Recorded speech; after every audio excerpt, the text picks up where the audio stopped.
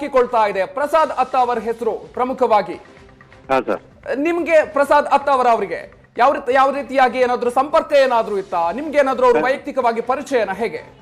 ಖಂಡಿತ ಇಲ್ಲ ಸರ್. ಅವ್ರು ಯಾರು ಅಂದ್ರೆ ನಂಗೆ ಗೊತ್ತಿಲ್ಲ. ಅದೇ ಮೊನ್ನೆ ಪ್ರಕರಣದಲ್ಲಿ ಅವ್ರ ಹೆಸರು ಬಂದಾಗಲೇ ಅಷ್ಟೇ ಗೊತ್ತಾಗಿದ್ದು ನನಗೆ. ಈಗ ಅವ್ರು ಯಾಕೆ ನನ್ನ ಇದ್ರಲ್ಲಿ ಹತ್ರ ಎಲ್ಲ ಮಾಡಿದರೆ, ಮತ್ತೆ ನೀವ್ ಹೇಳೋ ಪ್ರಕಾರ ಹರ್ಷ ಶ್ರೀನಿಧಿ ಅವ್ರ ಹೆಸರು ಇದೆ ಅಂತ ಹೇಳ್ತೀರಾ. ಅವರಿಬ್ರು ನನ್ನ ಹತ್ರ ಯಾಕೆ ಬಂದಿದ್ರು, ನನಗೆ ಯಾಕೆ ಆಮಿಷ ಹೊಡೆದ್ರು, ಅದಾನಂತರ ನನ್ನ ಮಗನಿಗೆ ಯಾಕೆ ಆಮಿಷ ಹೊಡೆದ್ರು? ಸೊ ಇದೆಲ್ಲ ನೋಡಿದ್ರೆ ಏನೋ ದೊಡ್ಡ ಸಂಚು ನಡೀತಾ ಇದೆ ಅಂತ ಅನ್ಸುತ್ತೆ ಸರ್. ಅಂದ್ರೆ ಯಾವ ರೀತಿಯಾಗಿರುವಂತಹ ಸಂಚು ಅಂತ ಅನ್ಸುತ್ತೆ? ಅಂದ್ರೆ ವೈಯಕ್ತಿಕವಾಗಿ ಇವರಿಬ್ರು ಕೂಡ ನಿಮ್ಮನ್ನ ಭೇಟಿ ಆಗಿದ್ದಾರೆ ಅಂದ್ರೆ ನಿಮ್ಮ ಮಗನ ಮೂಲಕ ಅನ್ನುವಂಥದ್ದು ಕೂಡ ಹೇಳ್ತಾ ಇದ್ದೀರಿ ಹಾಗಾದ್ರೆ? ಸರ್, ಮೊದಲು ಅವ್ರು ನನ್ನ ನೇರವಾಗಿ ಭೇಟಿ ಮಾಡಿ ಸರ್.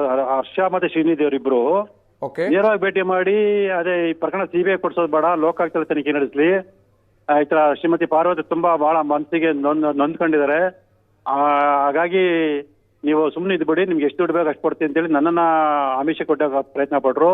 ಸೊ ನಾನು ಅದಕ್ಕೆ ಒಪ್ತಾ ಇದ್ದಾಗ ನನ್ನ ವಿರುದ್ಧ ಮಾರನೇ ದಿವಸ ನನ್ನ ವಿರುದ್ಧ ಸುಳ್ಳು ಪ್ರಕರಣ ದಾಖಲು ಮಾಡಿದ್ರು.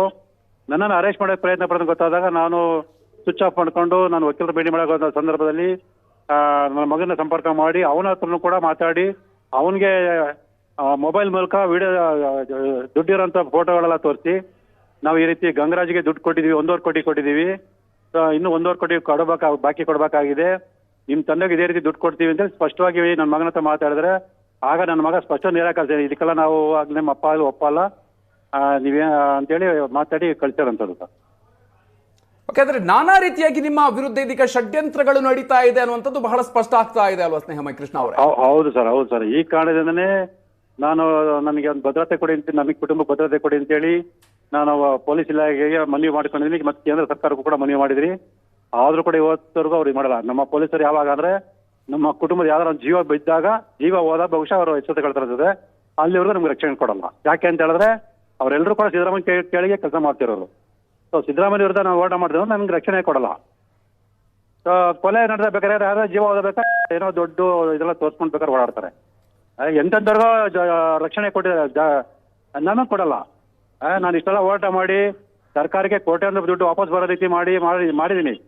ಸ್ವತಃ ಮುಖ್ಯಮಂತ್ರಿಯಿಂದ 60 ಕೋಟಿ ರೂಪಾಯಿಗಿಂತ ಹೆಚ್ಚಿನ ಬೆಲೆ ಬಾಳುವಂತ ನಿವೇಶನಗಳು ಮೂಡಾಕ್ ಬರೋ ರೀತಿ ಮಾಡಿದ್ದೀನಿ. ಮತ್ತೆ 300 ಕೋಟಿ ಬೆಲೆ ಬಾಳುವ ವಸ್ತು ಆಸ್ತಿ ಮುಟ್ಕೊಲಾಗೋ ರೀತಿ ಹೋರಾಟ ಮಾಡಿದ್ದೀನಿ. ಆದ್ರೂ ನನಗೆ ರಕ್ಷಣೆ ಕೊಡಲ್ಲ.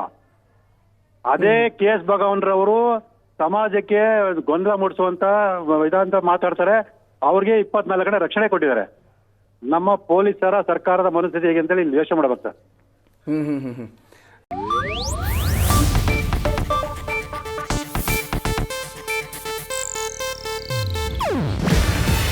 ಇದು ಏಷ್ಯಾನೆಟ್ ನ್ಯೂಸ್ ನೆಟ್ವರ್ಕ್ ಪ್ರಸ್ತುತಿ. ನೀವು ನೋಡ್ತಿದ್ದೀರಾ ಏಷ್ಯಾನೆಟ್ ಸುವರ್ಣ ನ್ಯೂಸ್.